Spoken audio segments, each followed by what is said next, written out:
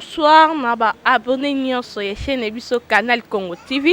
Bonjour, bonsoir, naba sur bazui occasion ya kolanda biso à travers notre chaîne Canal Congo TV. La voix qui vous parle, c'est la voix de votre servante Nicole Bokanga, autrement dit NB. Et avant tout qu'il y ait une présentation, veuillez juste à côté, cliquez à côté. Abonnez-vous pour être toujours dans l'actualité en temps réel. Je dis souvent que la science sans conscience n'est que ruine des l'âme. Tozana na moko ya mwana mboka azali président ya parlement de Gbou, président Guillet Chiboaboa na ye trobeta mama solo eza na actualité to mona ki ana samedi rencontre ya président de la République Félix Tshisekedi Tshilombo et na o azali sénateur ya Vi Kabila rencontre en jusque là tozana ensuite te ya rencontre na bango ya pendant batant na lobby le président c'était prévu à voyager à Kendegoma, il a annulé voyage en soit reporté et avec moi la mboka tozo ba détail na ba précision sont ensemble le dimanche tolanda ki lobby na chaîne na biso Canal Congo totaki ba image ya célébration ya commémoration ya ba comment ya ba martyr nyonso ba kufa pendant ba marche, pendant ba réclamation, pendant OIDPS toebike, ils ont parti mounene pendant il y a plus de 39 ans. Bazaki nakati ya combat, il y a eu ba mort pendant ba réclamation, pendant ba marche, ba commémora qui journée na bango comme le 20 septembre à la journée pour na ba martyr moi na mboka. Bonjour. Bonjour madame la journaliste. Et na ba ina so ba partout dans le monde que c'est présenté non. Merci ndeko journaliste na bengami na kombo Guilin Chiboaboa, le vrai descendant de Etienne Tshisekedi, 37 ans d'élite, IDPS a vaincu, 37 ans d'élite, Fachi 5e président de la République, 37 ans d'élite, Dieu existe. Dieu existe. Pourquoi? Parce que pouvoir, ce n'est pas la volonté d'une personne, on a PCBIS au pouvoir. C'est la volonté premièrement de Dieu Tout-Puissant. Deuxièmement, il y a le peuple congolais, on va PCBIS le 30 décembre 2018. Confirmé par la Cour constitutionnelle le 24 janvier 2019. C'est la raison pour laquelle Dieu existe. Parce que nous avons le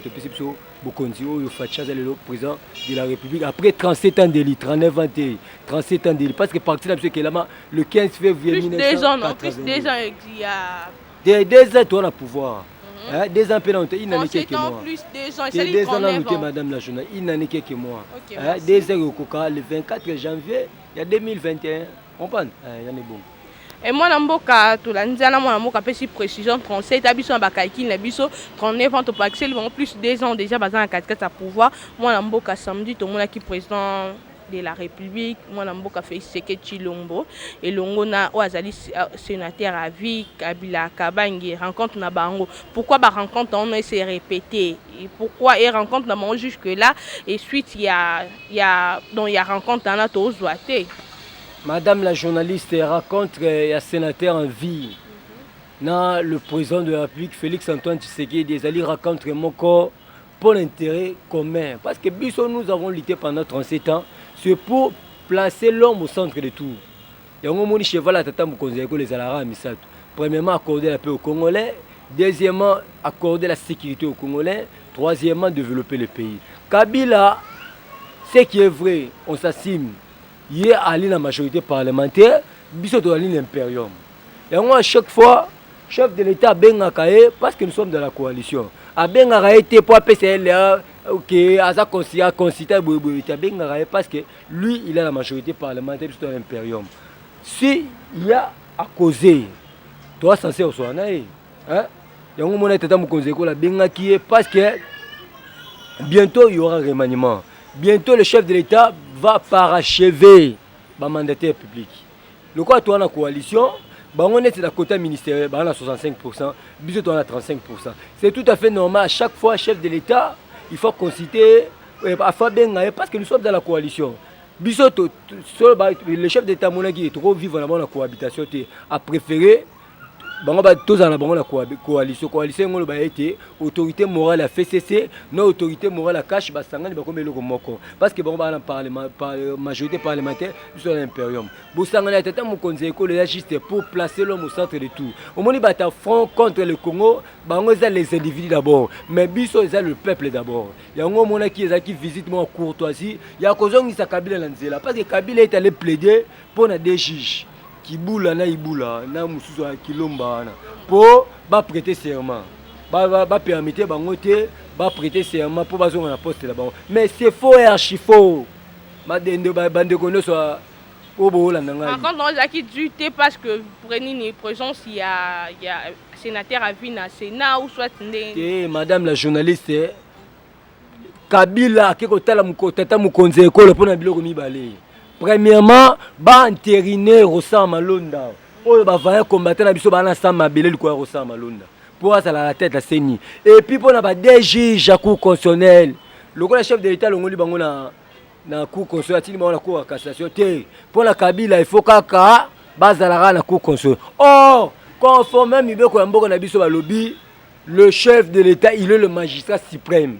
Magistrat suprême ngolo bani azali magistrat yambo juge yambo na ba juge nyonso Félix Antoine Tshisekedi azali likolo ya au conseil ya magistrature azali likolo ya cour constitutionnelle ya cour constitution azali likolo ya institution ya primature azali likolo ya ba institution no so mboko na biso ngomoni ba benga ka institution président de la République. Kabila akei kuna pona des juges wana ba beta abeti set habité. Chef de l'État, il faut qu'on batte on a besoin d'un poste là-bas. Chef de l'État, pas question. Là ici dans cette permutation, je n'ai pas violé la Constitution. Je suis toujours dans la légalité et puis je ne violerai jamais la Constitution. Et on moni tata mukonze kolo, ameka pe kozongisi na nzela, Rosa Malonda Rosa l'intériné parce que décision souka. Parce que nandé to landeli jusque là suite exacte. Mais d'après on a information claire.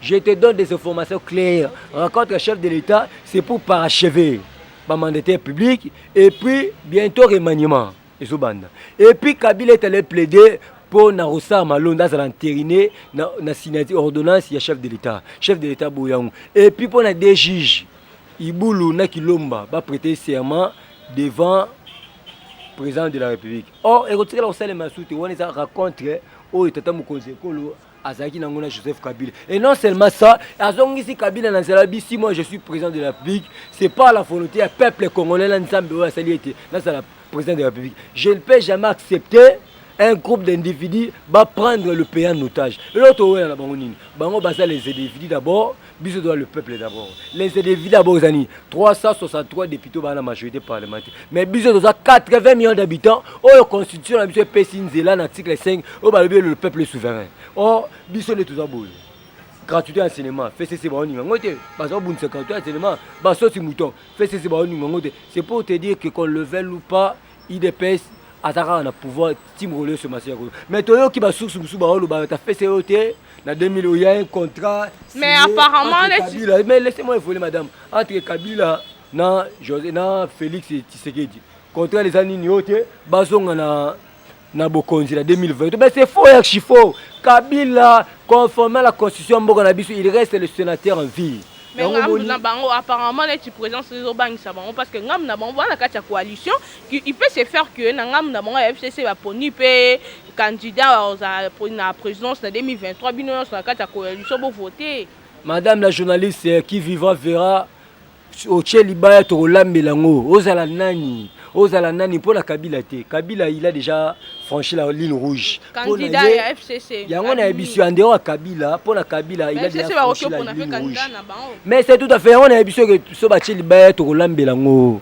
C'est que il est pèse au pouvoir aujourd'hui, il est pèse au pouvoir demain, il est pèse au pouvoir éternellement. Parce que but à parti politique est de conquérir le pouvoir et le conserver le plus longtemps possible. Qu'on le veuille ou pas, on est toujours au pouvoir. Madame la journaliste. Et vous avez la tendance à eu deux pèses organiser l'élection en 2023.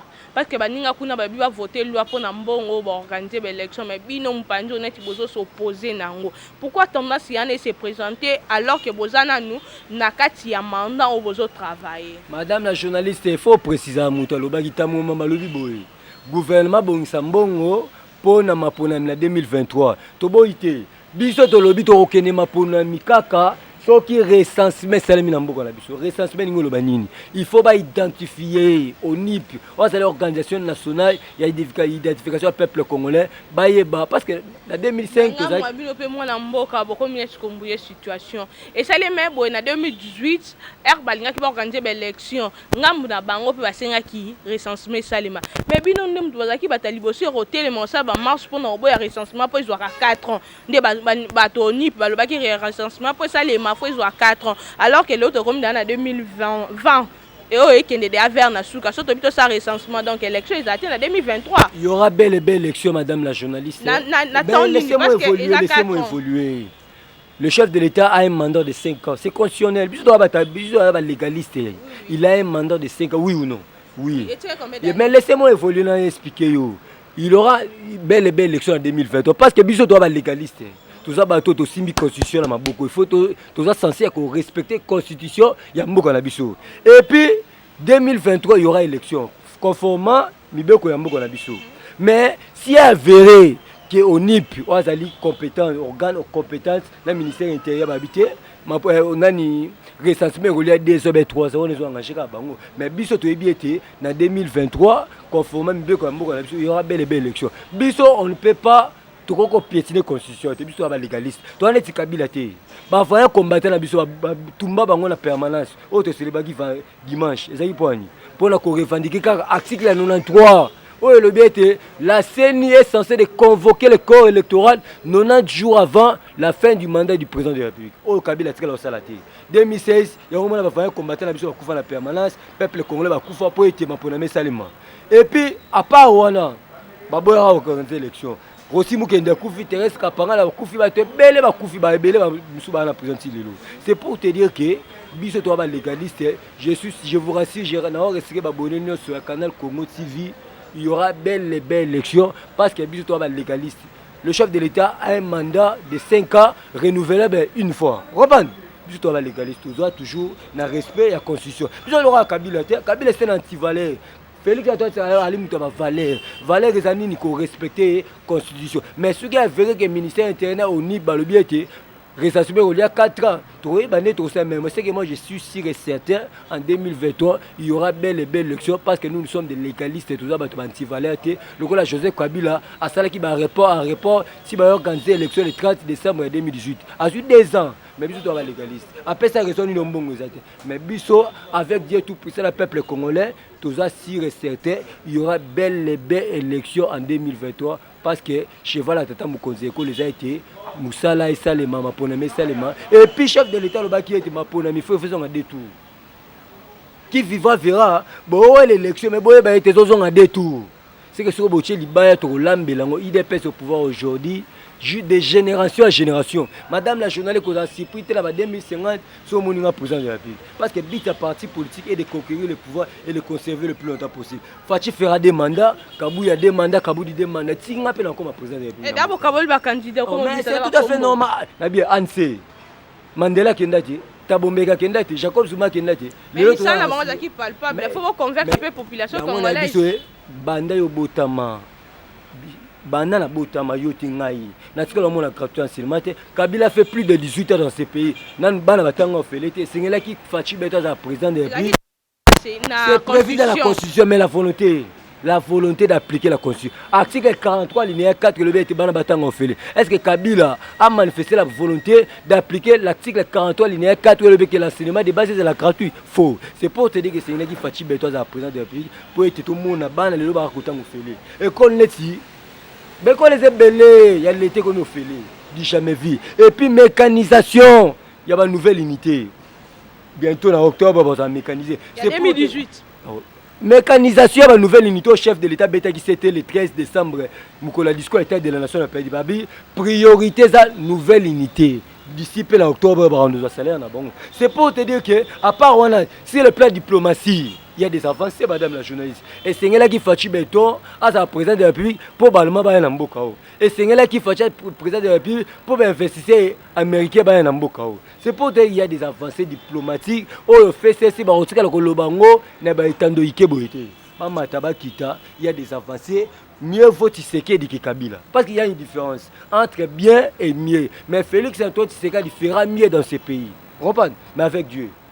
Comment bien nous comme constitutionner biso qui a fait le canama ponami à 2023, il faut tout ça non recensement. Alors que nga nazo insister nango na 2018 bozaki bateau bosaki marche ngamba bina IDPS bosaki marche pour na recensement na ONIP à l'OBAC leur pour recenser ça le na RDC Mobimba, il faut 4 ans.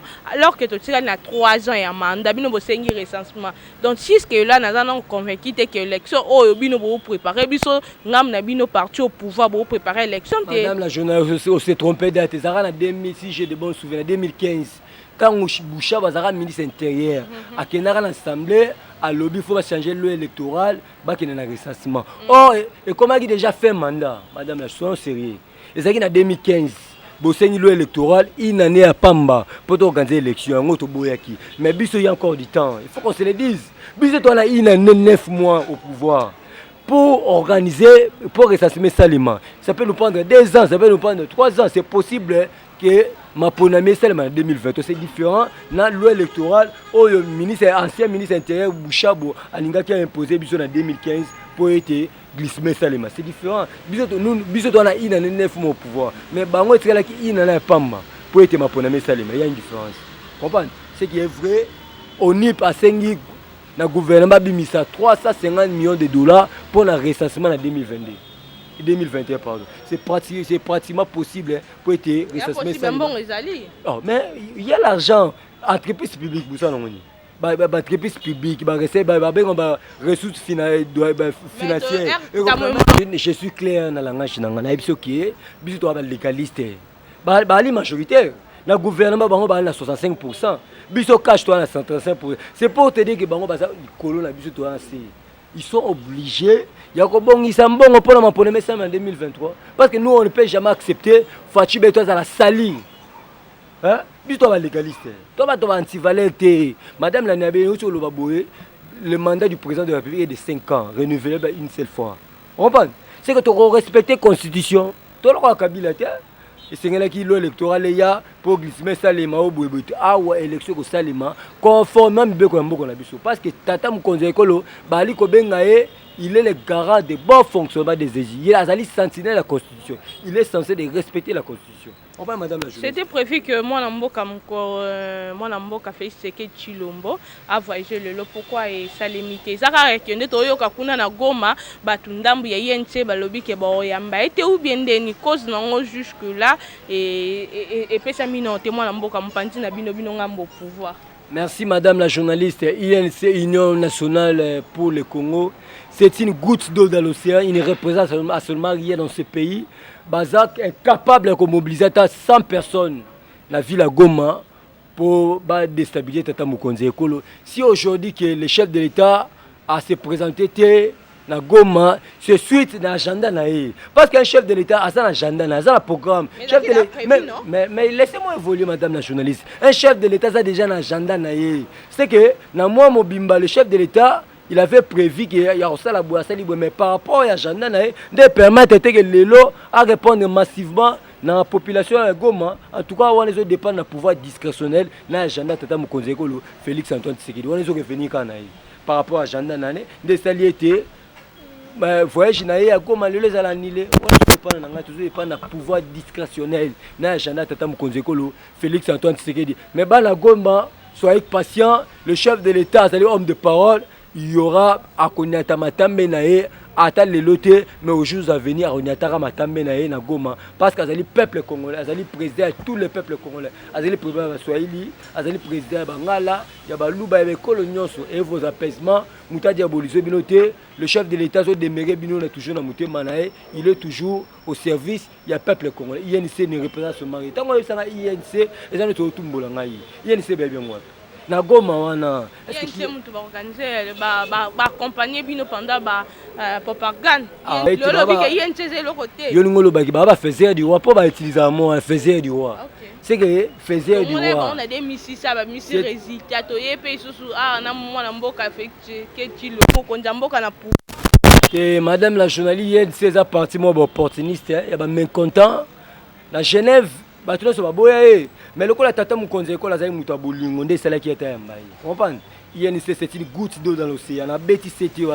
C'est une goutte d'eau dans l'océan. Azali faisait du roi, Azali parti, moi, qui l'a mis dans mes contentements. Ok, on est engagé à eux. Mais c'est que moi, je sais, c'est engagé que toi. C'est toi fait normal. C'est ça la bonté, même il y a liberté d'expression. On est engagé à eux. Mais c'est que moi, je sais, INC de repérer ce marien. Fachi Beto, s'il est aujourd'hui présent, il a pouvoir et aussi le peuple congolais, 80 millions d'habitants habités. En 2018, il faut Fachi Beto pour naïe, va publier le 10 janvier et puis le 24 janvier, ça l'a confirmé par la Cour constitutionnelle, c'est tout. On parle.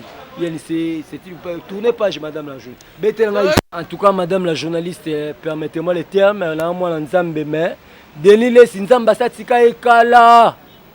Atika Ekala. Si j'ai de bons souvenirs, il n'est même pas 5 ans, il n'est même pas 7 ans si j'ai de bons souvenirs.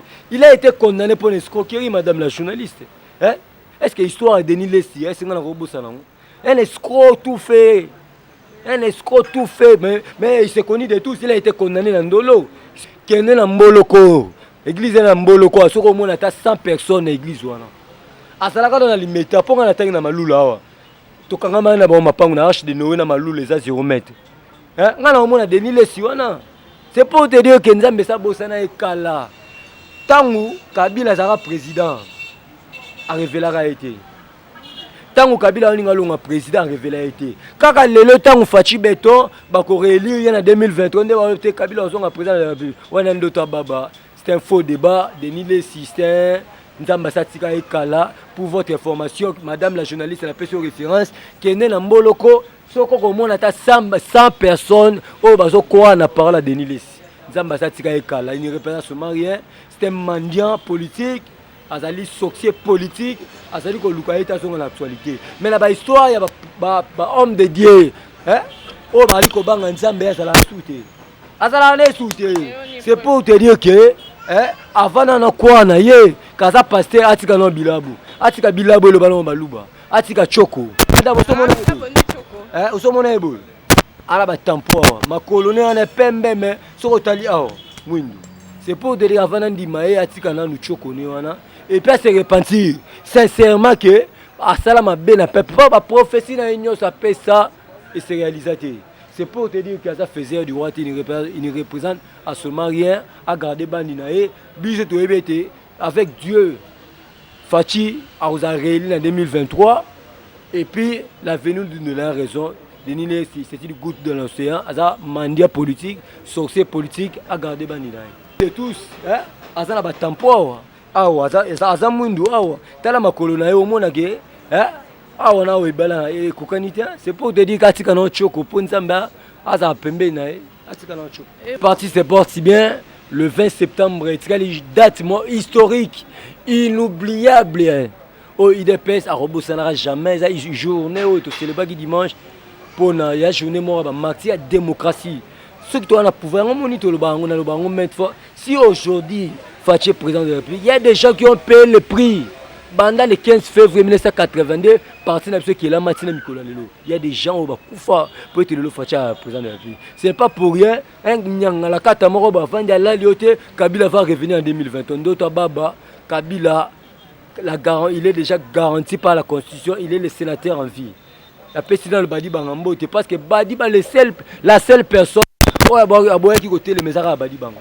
Le sénateur ne s'en sala, mais Badi Bangambo, qui côté les c'est pour te dire que Azan esprit à compte de Tchène Tshisekedi malgré Mambutu Azan esprit wana parti se porte si bien en tout cas le 20 septembre la journée motobo ça n'aura colomoroté parce que ce pays to payé par prix il y a les gens qui ont payé le prix pour être Félix Antoine Tshisekedi Azan chef de l'État Nzambe batela compte de Tchène Tshisekedi Sikazali molimo na ye ekenda mais en esprit tozana parce que atikele biso mwana oyo tobengaka Etienne mwana otika akoma mokonsege esengelaki konde Etienne Tshisekedi akufa po ete Fachi lelo aza président de la République seke topeye ba prix po ete lelo Fachi aza président de la République. Madame la journaliste ezalaki journée dédiée na ba martyr ya démocratie tosalaki on ndako na biso te tosalaki on libanda oyo azalaki amonaki ke ezalaki important pour na ngaya. Pour votre information mwana mboka Frank John était là et jeune Joe Minonga était là. C'est que parti nyonso oyo bakufa là bazalaki. Oyo yete ozo engagé kaka ye. On a invité madame la journaliste, on a invité tout le monde. Pour votre information, moi Namboka, Frank Djongo Azali, président MLP Azalaki. Et Jean John Mindonga là, a 8 ans en prison Azalaki. On comprend? C'est que ceux qui c'est pour te dire qu'on a invité tout le monde. On a invité tout le monde. Oh, mon opposition. Mais on a invité Franck Djongo était là. Et Jean John Mindonga était là. Eh ben c'est que belé. Hein? Ce Bamsouba été. On est on est engagé à Bango. On a Coca-Cola, il est Franck Djongo. Et Jean John. Et c'est quoi on a des IDPS. Et on a invité au Québec. On a des Moulouba son pouvoir. IDPS, c'est quoi ça IDPS Makambu. Bon ba loba ni Moulouba ko za pouvoir. Ah bon comme Belika na IDPS. Bon ba loba Belge loba était Moulouba ko za pouvoir. C'est pour te dire que Bamataba Kita, complot là-bas on est sur la maille, Dieu les a confondus. Les lots si c'est Balouki neuf, Moutoua Zanga Valère, Félix Antoine Tshisekedi, aujourd'hui il est président de la République. C'est le point bas. Ils ont invité, ils ont dit pour la Moutunios, oh ya c'est Santaki qui fait là, ya yé, on m'a dit Franck Djongo Yaki, et Jean Djongo Mindonga là, Bamsoupe Bayaki. Oh ya yé, on les a engagés car yé, c'était pour tout le monde. Tous ceux qui ont la CGI des pestes, tous ceux qui ont l'Ibanda, pour être Moutunios, oh ya coup fait la Moutou. Mais on est sur l'Ibanda, la prince, c'est un boulevard. C'est tout à fait. On a invité que invitation pour la Moutunios. Oh ya yé, bravo, oh ya yé, TP, ils ont engagé car yé, biso, ils ont journée au yo. To dédier on a ba martyr ya démocratie hein aussi mukendi avec muta IDPS ba ne connaît ba yakide c'est pour te dire que c'est un faux débat journée on est journée moko icône légende autre bosana jamais dans l'histoire na biso il y a parti de l'Union pour la démocratie et le progrès social. La voix de votre servante Nicole Bokaka. Abonnez-vous pour être toujours dans l'actualité en temps réel. Restez connectés dans notre chaîne Canal Congo TV pour être toujours là à l'actualité. Partagez nos émissions pour que vous puissiez avoir une occasion de information en temps réel. Quant à moi, écoutez Nabino Mikolo Yozali Koya Naba actualité. Merci. La paix Sibino Mbote Belé na Kombo na Yesu. En tout cas, si vous avez besoin de contacter pour nous aimer, pour nous commenter, vous avez plus 243 81 99 18 606. Plus 243 81 99 18 606. Je suis sur WhatsApp. Que Dieu bénisse la République démocratique du Congo. Que Dieu bénisse Vital Kamerhe Sikazwami. Que Dieu bénisse Jean-Marc Kabou. Mais c'est notre frère. Il a un sang. À toi dans la coalition parce que bino bolo toi toninga été là et t'as souhaité que Dieu bénisse na semabe en tout cas si on a besoin de contacter bobenga numéro na bye. Canal Congo Africa is good.